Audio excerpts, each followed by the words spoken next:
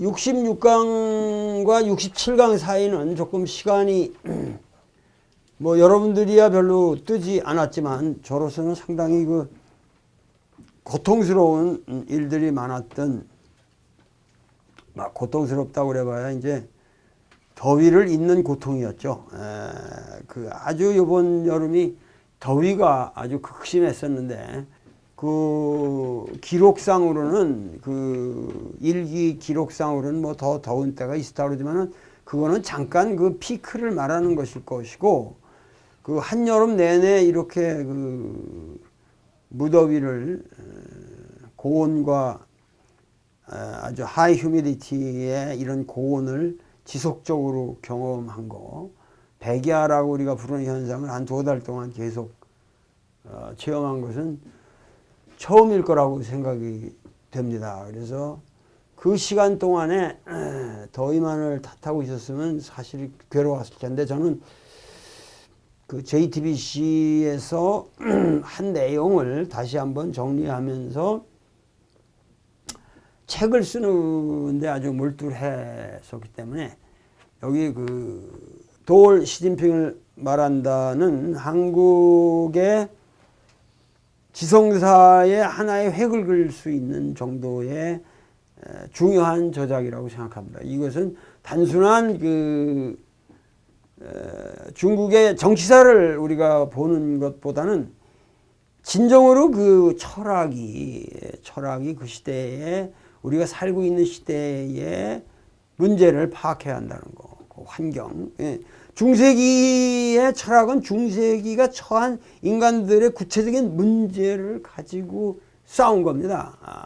지금 조금 있다가 얘기를 하겠지만, 뭐 보편 실제론이라든가 유명론이라든가 이런 것들이 왜 나오냐, 그건 아주 절실한 그 사회의 문제가 있어요. 그걸 우리는 단순한 이론으로, 이론 투쟁으로 생각을 하기 때문에 중세 철학이 이해가 안 되는 거죠. 근데 마찬가지로 이것도 우리 사회는 현재 뭐냐면은 우리 철학이 없다는 얘기는 우리가 살고 있는 시대에 관한 문제를 토론을 안 한다는 거죠.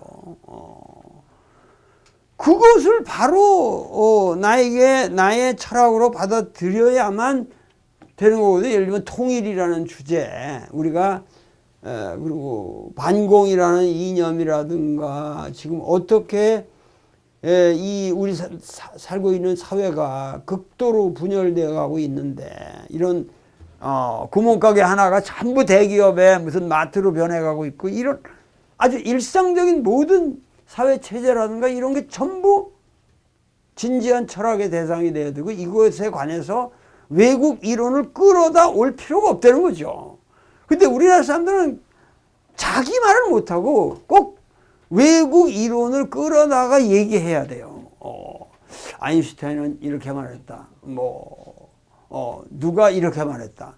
왜 자기 얘기를 그걸 하지, 누가 꼭 얘기를 했다는 거 가지고 얘기를 하냔 말이야. 그러니까 서양 철학사는, 어차피 지금 서양 철학사를 제가 강의하고 있지만은, 모든 사람들이 여태까지 우리나라 철학은 그야말로 그 철학학이가 아니라 필로소파이징이라고 그러는, 필로소피렌이라고 하는 철학학이, 칸트가 말하는데 나는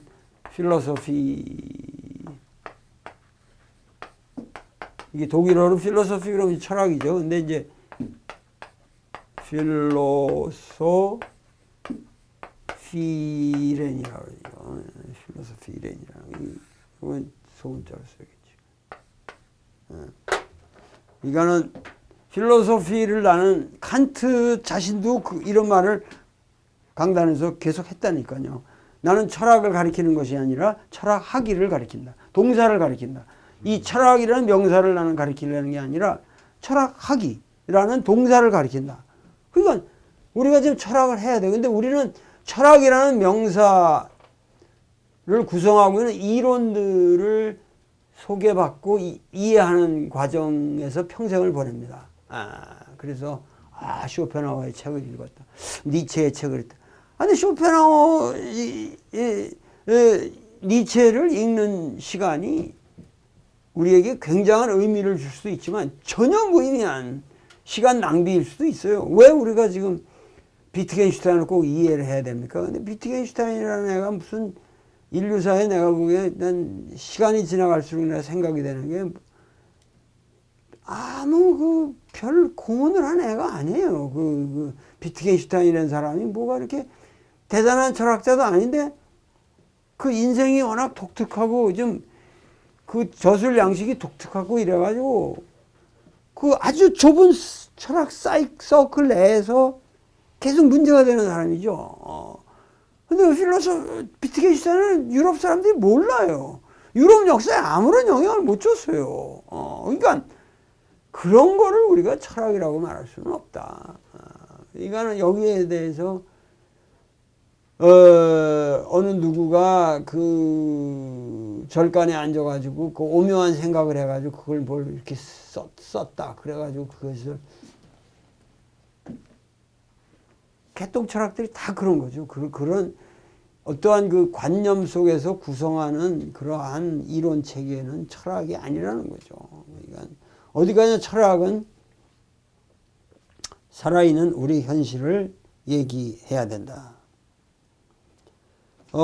사실은 도올 시진핑을 말한다라는 요것과 더불어 아직은 지금 곧 소개가 될 겁니다만 우리 후즈닷컴 회원들에게 먼저 말씀을 드리면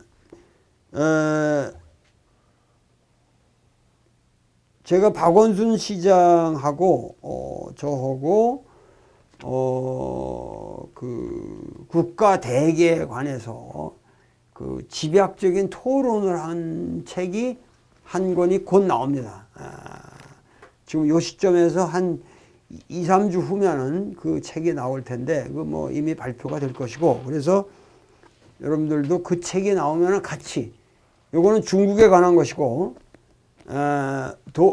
박원순과 도올 국가를 말하다 라는 그 책이 곧 나옵니다. 그 두 권이 내가 하나의 세트로 만든 거예요. 왜 내가 박원순 무슨 대통령 출마에 관한 책이 아니라 박원순이라는 사람을 하나의 샘플로 정해서 시정을 맡고 있는 사람의 하나의 샘플을 가지고 과연 정치인들이 어떻게 우리 사회를 보고 있는가라는 하나의 샘플을 내가 제시하려고 그런 거예요. 그래서 그 책의 내용은 상당히 재미있게 읽을 수 있습니다. 근데 이 책도 물론 사람들이 재미있게 읽힌다고 그래요. 여태까지 책들하고 달리 선생님 책들하고 달리 그러니까 어떤 면에서 내 책으로서 본격적인 현실론이죠. 현실에 관여하면서 그 현실 속에서 우러나오는 걸 가지고 내가 세상을 보는 눈을 여러분들에게 전달하려고 한 거니까 그 두 권 도올 시진핑을 말한다. 박원순과 도올 국가를 말하다.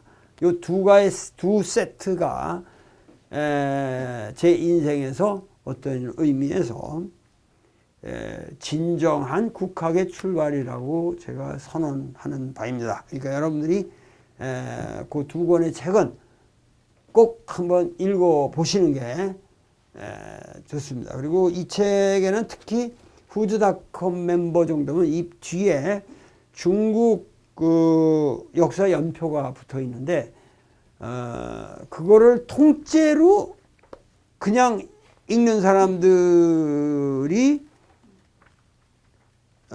물론 있죠. 근데 그래도 재밌다고 그래요, 이게.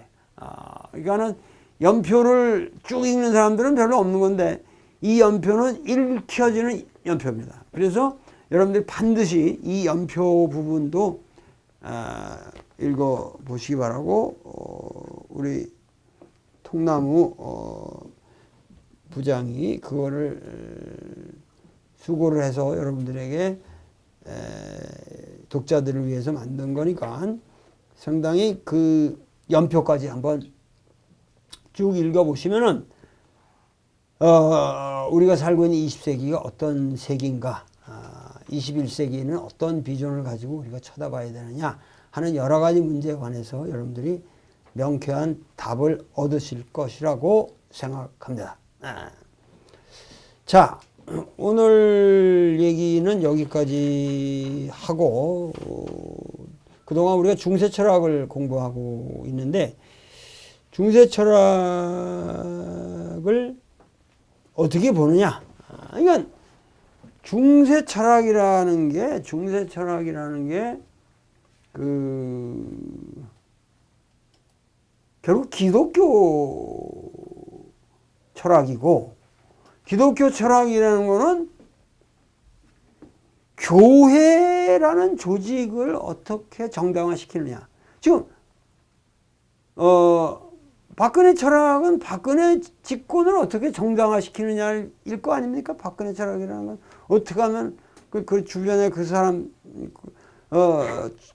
알랑거리는 사람들은 전부 마찬가지일 거란 말이죠. 그 집권을 어떻게 정당화시키고 그 어떻게 그 권위를 계속해서 유지시키고 그 사람이 아무런 문제가 없었던 것처럼 똑같은 문제라면 아무 문제가 없고 이거야말로 정당한 그녀의 모든 일과 일동은 정당하다.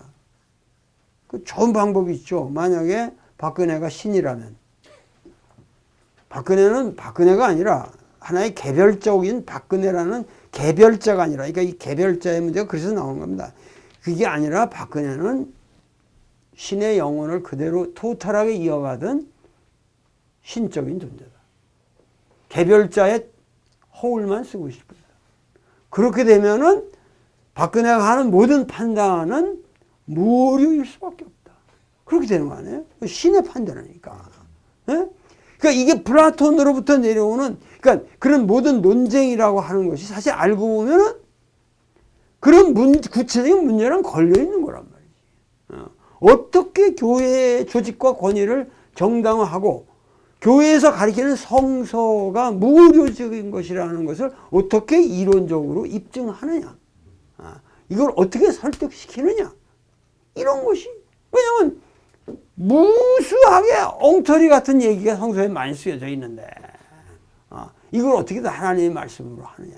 그렇잖아요. 거기에 오류도 많고 인간적인 배신도 많고 이 구역질 나는 추행도 많고 그리고 거짓말도 사람이 죽었다 다시 살았다 이건 거짓말이잖아요. 가장 중요한 논쟁이 아주 내가 러프하게 얘기하면 우리가 그러니까 이 중세 철학을 전공하시는 분들을 모셔다가 얘기를 우리가 충분히 들어보고 그건 도움이 됐는데 그런 분들은 이 큰 틀을 몰라요. 항상 물론 아시고 계시지만은 그게 우리 인생에서 소화되는 얘기들을 해야 되는 거야. 그러니까 가장 중세 철학에 있어서 큰 문제는 결국 보편자와 개별자의 문제예요. 응? The universal 그렇지 않으면 더 particular라고 쓰기도 하고 더 individual로 쓸 수도 있고 뭐 여러 가지 이런 개별자와 보편자의 문제라고 보면 된다고. 중세의 가장 큰 문제는 그러면 이 보편자는 거는 이제 그 개념의 문제가 되죠. 이게 개념, 컨셉이라고 우리가 보통 말하고 하는 이 컨셉이고, 이것에 대해서는 이제 이 대상이 있는 거죠.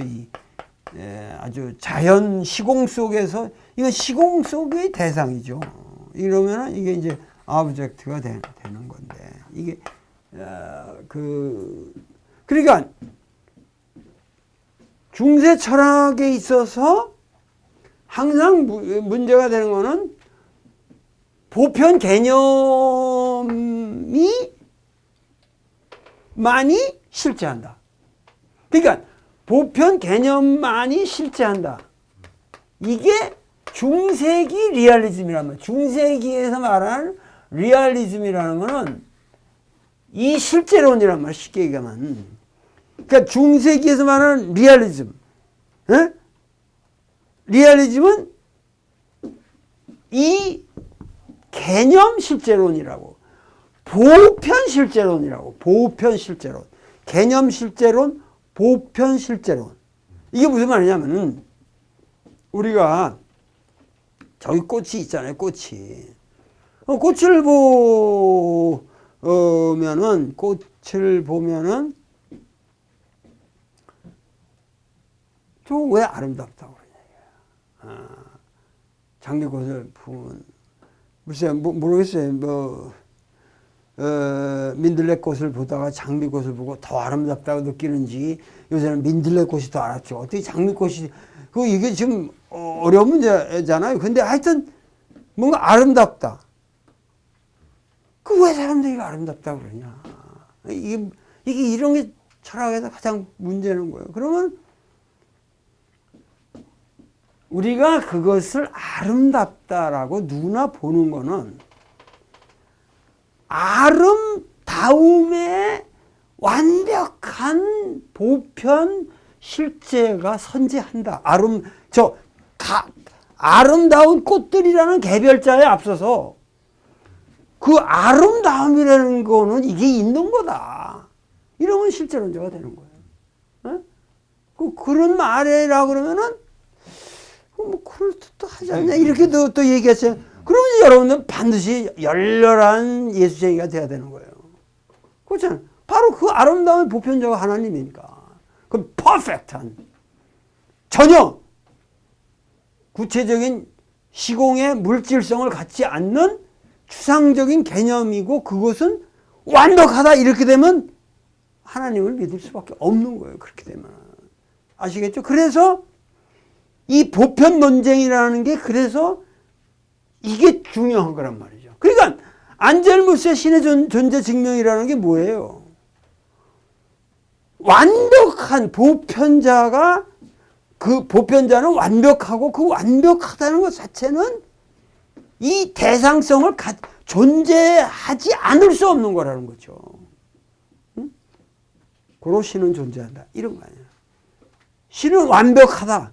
근데 완벽한 건데 완벽하다는 거 최고선.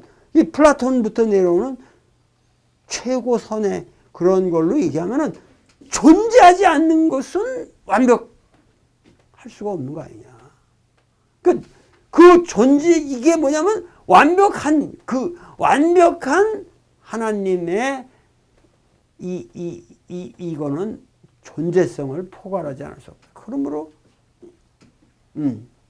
그 이상, 더 이상 완벽한 걸 생각할 수 없는 그 완벽함에 존재성이 들어가지 않을 수 있냐. 고로 신은 존재한다.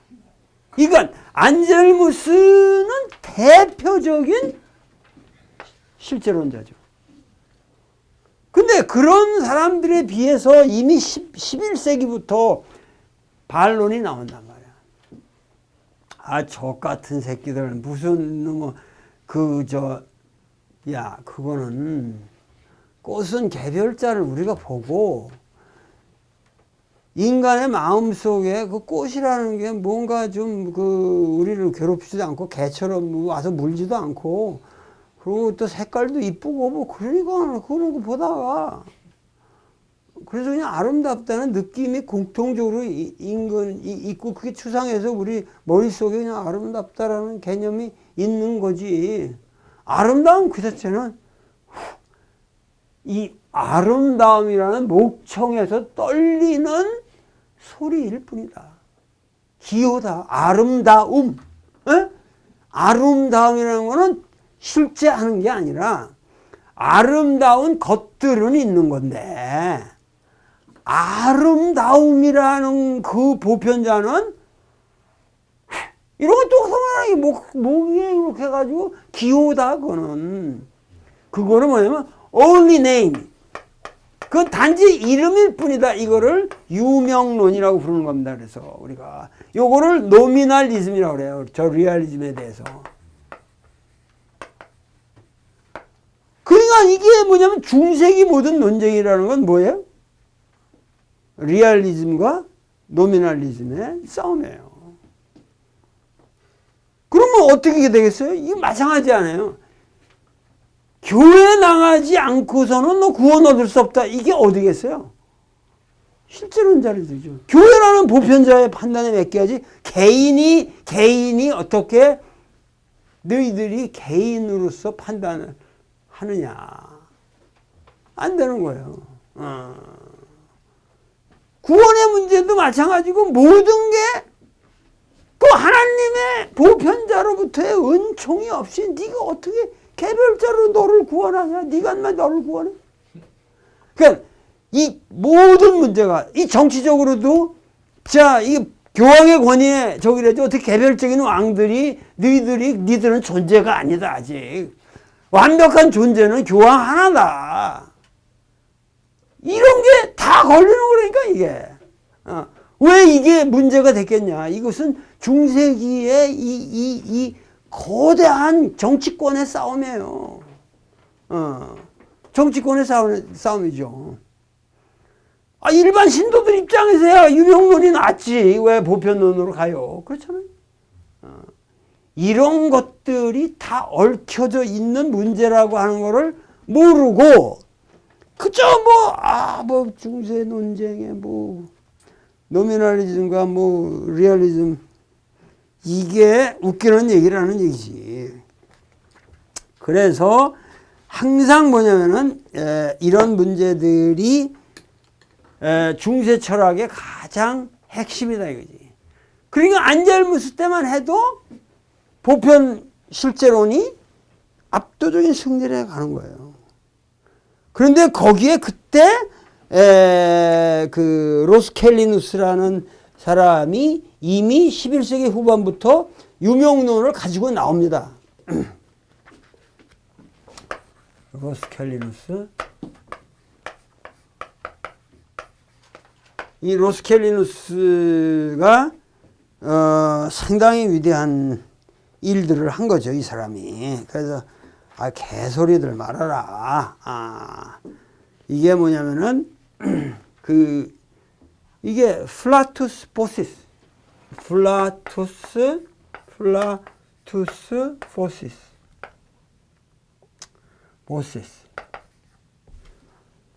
이게 음성상의 기호에 불과한 거다 이게.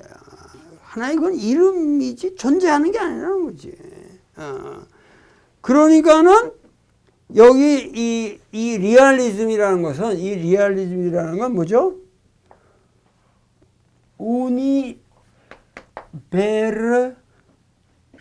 우니베르살리아. 라틴어는 그냥 읽으면 돼요. 생긴 대로. 안테 렘.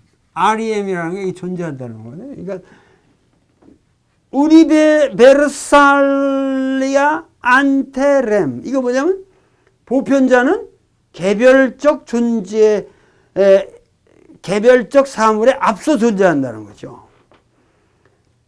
그런데 유명론자들은 어떻게 되겠어요? 유별론자들은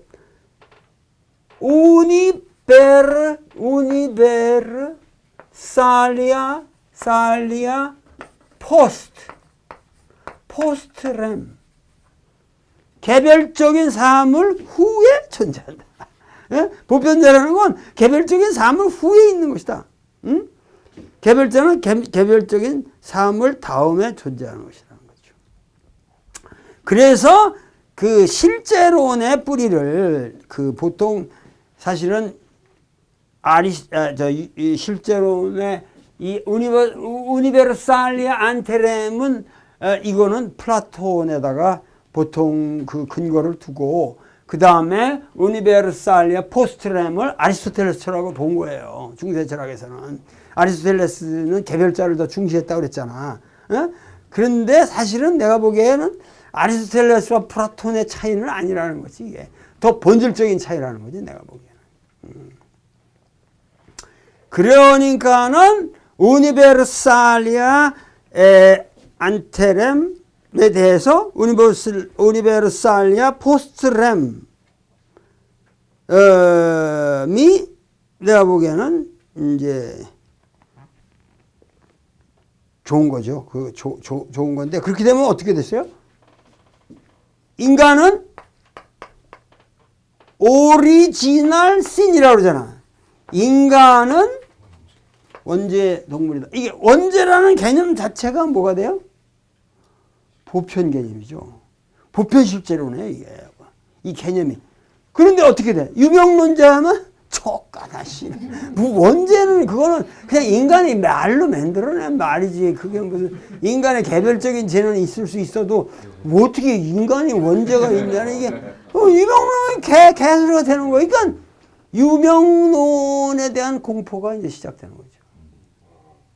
이 기존 세력에서 이거 안 나와야 될 사상이 나온 거죠. 근데 이걸 들고 나온 거는 아리스토텔레스를 가지고 들어오는 거니까. 이쪽에서 그냥 아리스토텔레스 번역해 들어온. 그 나중에는 이걸 막다 처음에는 아리스토텔레스 2단으로 몰았다가 나중에는 아리스토텔레스 반대하는 새끼는 다 2단이라고 또 인정하고 들어가는 거예요. 그러면서 이제 토마스 아퀴나스 철학까지 가는 거란 말이야. 아리스토텔레스의 대성자라고 말해야 되니까. 그리고 소위 말해서 그 토마스 아퀴나스의 철학이라는 거는 어떻게 되겠어요? 우니버살리아 안테렘 우니버살리아 포스트렘을 짬뽕한 것이 간단한. 어떤 때는 앞에 있고 어떤 때는 뒤에 있다 이런 개소리를 하는 거예요. 그러면서 신학대전을 쓰는 거라고. 별거 아니에요 그게. 그러니까 결국 짬뽕 철학이지. 이건 이 신학대전이라는 게 짬뽕 철학이에요. 그러니까는 결국은 유명론이 나오게 되면 어떻게 돼요? 교회의 보편성과 원죄론이 망가집니다. 존재하지가 않죠. 어떻게 보편교회라는 게 있을 수 있냐. 진정하면서 카톨릭이라는 게 보편교회라는 의미라고 했잖아요. 그건 그냥 보이스. 이거 똑같은 얘기도 무슨 카톨릭이 있냐. 보편교회는 깨지죠. 원죄론은 깨지고 이러니까 이게 죽여주는 거지. 그럴 때에 페트루스 아벨라르두스가 나온 거라고. 아벨라르두스라는 게 그 여자하고 그 있잖아요. 그거 sick at none 찬부 yes or no 라는 책을 쓴 우리 선생님이 박승찬 선생님께서 그 오셔가지고 왜 재밌게 설명을 해드렸잖아요. 결국은 그 아벨라르두스가 유명론적인 입장이 있는 거죠. 유명론적인 입장이 있지만은 그걸 종합하려고 그런 거죠. 종합적으로. 그러니까 무슨 얘기냐 하면은 그 아벨라르두스의 이제 이런 문제뿐만 아니라 여기 이런 문제가 똑같은 문제인데 이게 똑같은 문제가 있는 게 뭐냐면 이런 입장이 있는 거예요. 여기에 뭐냐면은 크레도 우트 인텔리감 이게 아주 여태까지 우리가 그 아주 설득력 있게 그 성념 선생이 오셔가지고 우리한테 강의를 해주셨잖아요. 여러분들이 성념 선생 강의를 되돌아가서 보세요. 이게 안다 하는 게 중요한 것 같지만 너희들이 정말 알고 싶으면 믿어라. 그러니까 알기 위해서 믿는다. 이게 벌써 아우구스티누스부터 설득을 우리한테 시켰잖아요. 성령 선생이 아주 우리한테 사람이 잘못해서 지나가다 싹 쓰러져 뭐 지가 일어나겠죠 있지만 탁 쓰러져가지고 막 피가 철철 일어나지 못하면 그 빨리 끌어줘서 데려가야 되잖아요. 그런 일어날 수 없는 인간의 그런 그 쾌금하여 하나의 상태에서 믿어야지 이게 뭐가 열리지. 안 믿고 되느냐. 파워풀했어요. 그런 말씀이. 그런데 유명론자들은 이거를 받아들이게 안 받아요. 유명론자들은 당연히 이거를 받아들이지 않죠. 그러면 이 메시지가 어떻게 되는 거야? 인텔리고 우트 위에서 크레담. 나는 믿고 싶어서 믿기 위해서 yes and no를 따진다. 아벨라르도스의 입장이 되는 거죠. 인텔리고 우트 크레담이 되는 거죠. 응? 이게 중요한 겁니다. 이 두 싸움이 또 같은 얘기란 말이에요. 아, 이거 알아야 뭐 되는 거지, 이거. 이거 알지 못하고. 이성이 우리는 있는 동물인데, 아리스토텔레스 형님이 우리는 이성적 동물이라고 말씀하셨지 않냐. 그럼 이성이 어차피 인간답다는 게 이성 때문에 인간다운 건데. Man is rational animal. 그 동물인데, 같은 동물인데, 개하고 다른 건 뭐냐면, 이성이 있기 때문에, man이 된다고 하는, 이게 아리스토텔레스의 아주 대전제인데. 그러니까, 이성에 의해서 인간답게 모든 거를 따져봐야 되지 않냐. 성서 자체에도 yes and no가 같은 사태라도 살인하지 말라. 그러는데 살인해라도 있고, 하나님 말씀이 왜 어떤 때는 살인해라고 또 어떤 때는 살인하지 말라냐. 간음해라. 이 어떤 때는 간음하지 말라는데 아버지가 딸하고 섹스하는 것도 그래가지고 자손을 퍼뜨리지 않았냐. 뭐 성서 내 수없이 이거를 인텔리전트하게 우리가 토론해보자. 이것이 소위 말해 스콜라 철학을 연 거 아니에요. 아벨라르도스가 혁명을 일으키는 거죠. 왜? 결국은 이 인텔리전스하고 이 빌리프라는 이 두 개가 결국은 상충되는 게 아니다. 상충되는 게 아니다. 이게 토마스 아퀴나스의 철학이 되는 거죠. 토마스 아퀴나스의 철학이라는 거는 인간은 어떻게 했어요? 궁극적으로 이성의 빛에 의해서 은총의 빛에 의해서 계시를 받아야 되지만 그래야 되는 존재지만 또 상당한 문제에 있어서는 이성의 빛에 의해서 인간이 노력을 해서 알아야 되는 거다. 왜 이게 양쪽이 이게 상충되느냐 하는 짬뽕 철학이 신학대전이다. 이렇게 생각하시면은 중세기 전체가 마무리되는 겁니다. 오늘 내 이 한 강의로. 그러니까 이런 거를 모르고 이게 황당하게 그냥 애매하게 넘어가시질 말라는 거지. 그 시대에 이런 얘기를 하는 사람들은 이거는 목숨을 건 투쟁이었다는 거지. 그런데 이 아퀴나스는 이러한 양면을 포섭을 하는 거죠. 결국은 그 유명론과 그 보편 실제론의 대립에서 결국은 인간의 이지가 발달하면 발달할수록 어디로 가겠어요? 당연히 유명론으로 가는 거죠. 오늘날도 사실 이런 게 뭐 없어가지고 우리 사회에 뭐야? 방공 철학, 무조건 북한놈들 죽이려면 이런 거는 뭐야? 이게 전부 이 실제론자들이라니까. 그게 실제론이에요. 그게. 알지도 못하면서 개념적으로 이거 북한이라는 거대한 악이 존재한다. 이게 존재론이에요. 이게. 보편 실제론이에요. 이게. 야, 개별적인 건 이름일 뿐이고 북한하고 김정일이 걔들도 이런 그냥 이거는 이게 소리일 뿐이고 진짜 우리가 알고 있는 걸 통해서 개별적인 사태를 조사해 봐야 되고 무슨 방공이고 뭐 그런 거 그거 다 헛거다 이러면은 이제 유명론자가 되는 거죠. 그러니까 20세기 철학이라는 게 결국은 칼 마크스의 그래도 이 유물론과 관념론의 대립도 비슷한 구조가 있는 거예요. 관념론자들이 항상 이 보편론자들이고 유물론자들이 유명론자들이었는데 또 이 지독한 막시스트들은 그 새끼들이 또 보편론자가 돼버리는 거고.